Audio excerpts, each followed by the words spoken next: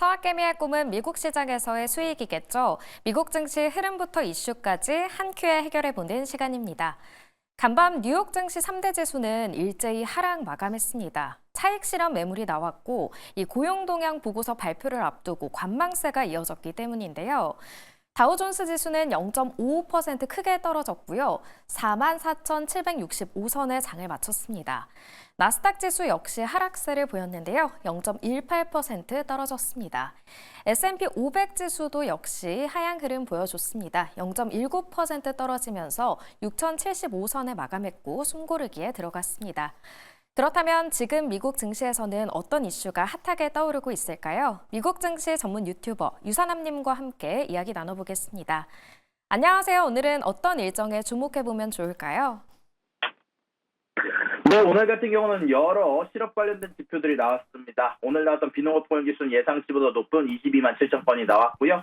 여기에다가 경제활동 참가율은 예상치를 소폭 하회하기는 했지만 여전히 강한 수치가 나타났습니다. 평균 시간당 임금 지수는 예상치보다 0.1%가량 높은 4%와 한 달 기준으로는 0.4%가 나오면서 사실 인플레이션 관련된 우려는 아직 종식시키지 못했는데요. 그런 가운데 안에서 실업률은 예상대로 4.2%, 전달보다 0.1%가량 오른 수치가 나타났다고 전달해드릴 수 있을 것 같습니다. 자, 그리고 오늘 같은 경우는 미시간대에서 발표하는 인플레이션 기대치와 소비자 기대지수, 소비자 심리지수가 발표가 될 예정이고요. 그러고 난 이후에는 연준의 델리 연준위원회 연설이 이미 1시 정도에 예정이 되어 있습니다. 네, 남은 일정들도 잘 살펴봐야겠습니다. 한편 오펙 플러스가 원유 감산 조치를 연장하기로 했습니다. 얼마나 연장을 하는 거고 그 이유는 뭔지도 궁금합니다. 네, 현재 오펙 플러스 같은 경우는 원유 감산 조치를 연장할 거다라는 예상은 있었지만 예상보다 조금 더 연장을 하게 된 것 같습니다. 원래는 3개월간 연장할 것으로 예상이 되어 있었는데 이제 그걸 훨씬 더 뛰어넘는 2026년까지 연장을 결정을 했습니다. 감산 연장의 이유는 원유 수요에 대한 감소 전망이 나오고 있고 거기에 대한 가격 하락 우려가 나오고 있고 또한 중국의 경기 침체와 미국의 원유 증산에 대한 정책이 영향을 주게 되면서 지속적으로 유가에 대한 수요가 감소하고 있는 가운데 안에서 지금 당장 기준으로는 유가가 지속적으로 하방 압력을 받고 있고 이런 부분들에 대한 방어로 인해서 현재 지금 이런 조치를 취한 것으로 예상이 되고 있습니다. 그럼에도 불구하고 유가는 오르지 못했는데요. 오펙 플러스의 조치가 어느 정도 예상된 결과로 글로벌 원유 수요의 약세 확인이 훨씬 더 투자 심리에 영향을 주고 있는 것으로 보이고 있고요. 또한 트럼프 당선인이 지속적으로 오일 관련된 부분 생산을 증산시킬 것으로 예상이 되고 있다. 그런 부분들 관련해서 여전히 약세가 될 것으로 예상이 되고 있고 석유 시장 보고서에 따르면 2025년 기준으로 하루 185만 배럴을 원래 수요로 사용하고 있는데 그런 가운데 안에서 154만까지 수요 증가량이 하향 조정이 되고 있고 또한 그런 가운데 안에서 감산 현상으로 원유 가격 방어를 실행하려는 오펙 플러스의 전략이 먹히지 않을 가능성이 훨씬 더 크다라고 얘기가 나오고 있습니다. 현재 카자흐스탄 기준으로 증산을 원하는 상류국들이 있고 생산량 약속을 불이행 가능성이 나오고 있다 보니까 이런 부분들이 감산 조치에도 단기적으로는 유가 하락 압력이 지속될 가능성이 높다라고 평가를 받고 있습니다. 네, 오펙 플러스의 원유 감산 조치가 예상보다 조금 더 길어졌다고 전해주셨습니다. 한편 일론 머스크는 인공지능 스타트업 xAI를 운영하고 있는데요. 이 AI 슈퍼컴퓨터인 콜로서스의 규모를 더 키우겠다고 이야기를 했죠. 네, 맞습니다. 현재 xAI가 테네시스 멤피스에 있는 콜로서스 슈퍼컴퓨터를 10만 개의 GPU에서 100만 개의 GPU로 확장 계획이 있다고 발표를 했습니다. 그로 인해서 엔비디아는 1.5조 원가량의 주문을 이미 수주받았다는 평가를 받고 있고요. 현재 오픈AI와 기타 AI 경쟁사와 경쟁력을 확보하고 AI 기술을 개발을 가속화하겠다라고 얘기가 나오고 있는데요. 엔비디아 같은 경우는 그 가운데 안에서 GPU를 추가적으로 공급할 예정이고 델과 슈퍼마이크로 같은 경우는 서버 렉 조립과 설치에 참여할 예정이다라고 얘기가 나오고 있습니다. 또한 이런 콜로서스 슈퍼컴퓨터는 앞으로 xAI의 챗봇, 그룹의 훈련에 여러모로 쓸 예정이다라고 얘기가 나오고 있고요. 그러고 나서 현재 10배 확장을 통해서 AI 훈련 및 연구의 역량을 극대화할 예정이다라고 소식이 전달이 됐습니다. 자, 그런 가운데 안에서 일론 머스크는 여전히 오픈 AI와 마이크로소프트를 대상으로 AI 시장 독점 의혹으로 소송을 확대를 하고 있는 상황이고요. 또한 그럼에도 불구하고 환경적 우려에 대한 부분들이 지속적으로 언급이 되고 있습니다. 현재 테네시주 관계당국에 의해서 xAI가 현재 가스터빈에 대한 사용 허가 여부를 조사 중이고요. 대규모 확장이 지속적으로 환경에 부적절한 영향을 주고 있다라고 하면서 지속적으로 주목을 받고 있다는 소식이 전달이 됐습니다. 네, 다음 이슈도 역시 일론 머스크 관련 이슈입니다. 핫한 인물인데요.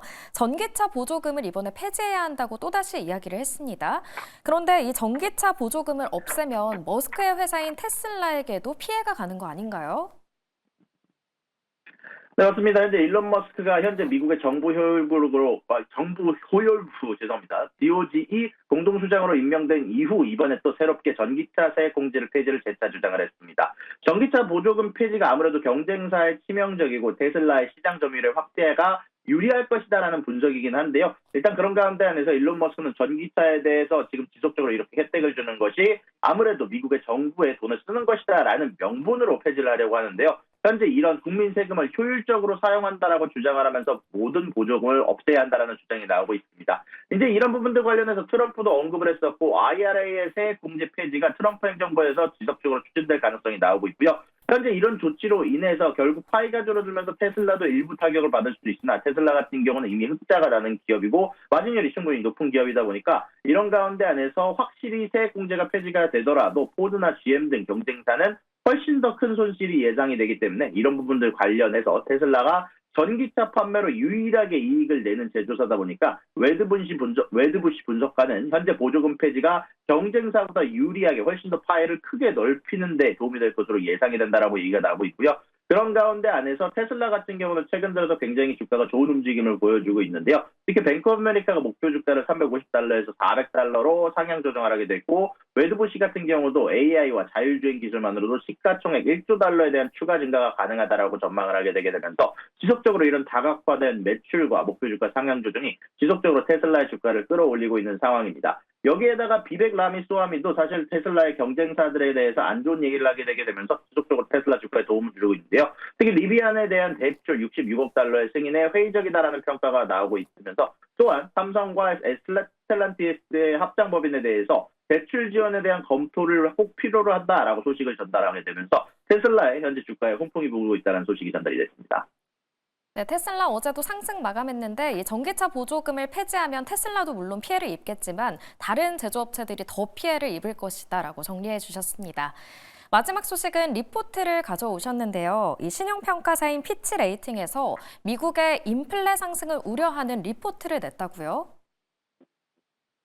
네, 맞습니다. 현재 피치 레이팅은 3대 신용평가사로 유명한 회사 중 하나인데요. 그런 가운데 안에서 지금 현재 한국에 대한 평가와 미국에 대한 평가 그리고 전 세계에 대한 평가를 지속적으로 내놓고 있는 상황입니다. 미국 같은 경우는 성장률이 상향 조정받게 되면서 2.1%, 미국을 제외한 나머지 국가들, 유로존, 중국과 세계 경쟁률은 지속적으로 하향 조정을 받게 되게 되면서 현재 2025년 기준으로는 경제 성장률이 둔화될 거다라는 평가를 내고 있는 가운데 미국만 살아남을 거다라는 평가를 내놓고 있습니다. 근데 그런 가운데 안에서 여전히 미국 같은 경우는 소비가 굉장히 탄탄한 상황이고 현재 트럼프의 관세 인상 전망이 있다 보니까 이런 부분들 관련해서 전반적으로 전 세계 GDP에 부정적인 영향을 미칠 것이지만 미국 같은 경우는 인플레이션으로 인해서 여전히 좋은 모습을 겪고 있는 가운데 안에서 인플레이션이 전반적으로 급등할 가능성이 언급이 되고 있습니다. 그런 가운데 안에서 관세 인상은 전반적으로 이 GDP에 부정적인 영향을 미칠 것으로 예상이 되고 있는 가운데 캐나다, 중국, 멕시코, 한국, 독일에 가장 커다란 타격이 예상된다라고 얘기가 나오고 있고요.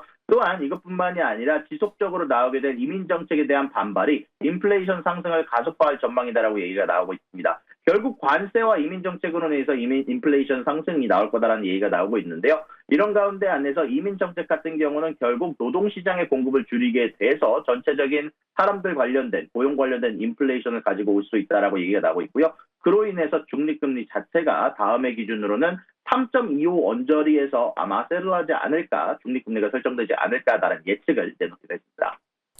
네, 오늘 말씀은 여기까지 듣겠습니다. 지금까지 미국 증시 전문 유튜버 유산남님과 함께했습니다. 고맙습니다.